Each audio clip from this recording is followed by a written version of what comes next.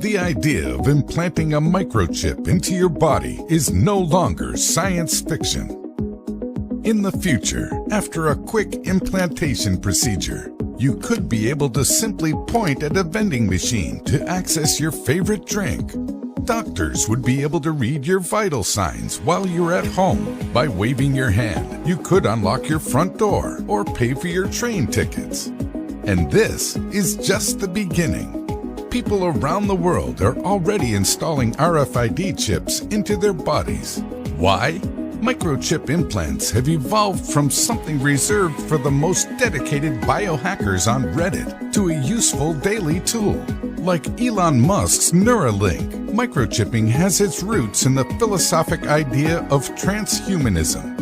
This theory states that humans will eventually evolve beyond their physical and mental limitations using science and technology. Microchipping could be a stepping stone for this cyborg evolution. Currently, RFID chips can only perform basic functions, so we still have a ways to go. Likewise, there are serious questions about the implants, ranging from long-term toxicity to hacking and privacy. For some, microchipping feels too close to an episode of Black Mirror.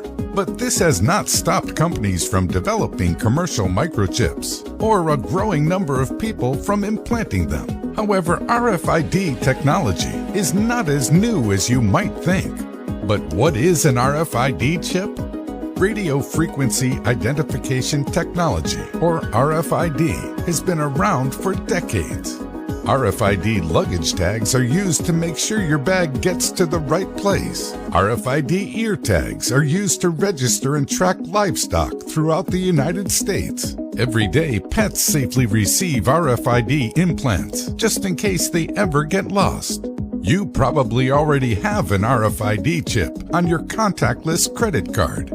RFID implants used for humans are microchips about the size of a grain of rice, encased in a biosafe glass tube.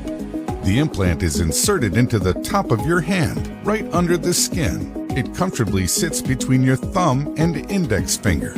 Passive RFID chips, like those used for implants, do not have a power source. They rely entirely on the reader as their power source. You can think of them almost like a barcode.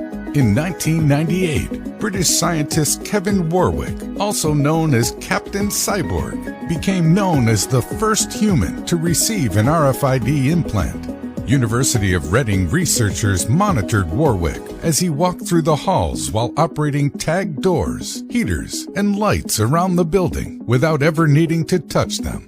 Nonetheless, the development and adoption of RFID implants have been slow. In the early 2000s, American companies like Verichip tried to create their own healthcare-oriented microchip implants, only to later realize that 90% of Americans were not comfortable with the technology.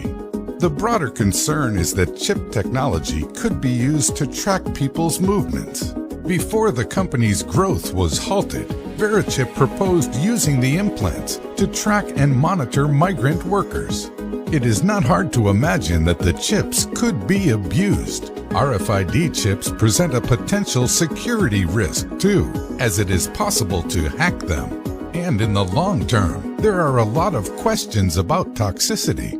But there is some good news. A new wave of tech startups is working on safer RFID chips. The tech startup 3 Square Market is developing the next generation of commercial microchip implants. They believe that the benefits of implanting RFID technology into the body far outweigh any potential anxieties about them.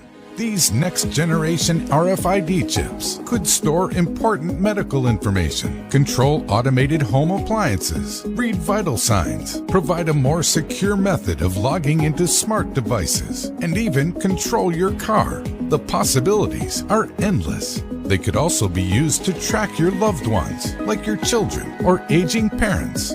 The RFID chips offered by companies like Dangerous Things are programmable, giving users control over the code in the implant. And if this sounds like something you would like to try now, you can buy a chip implant kit directly off their website.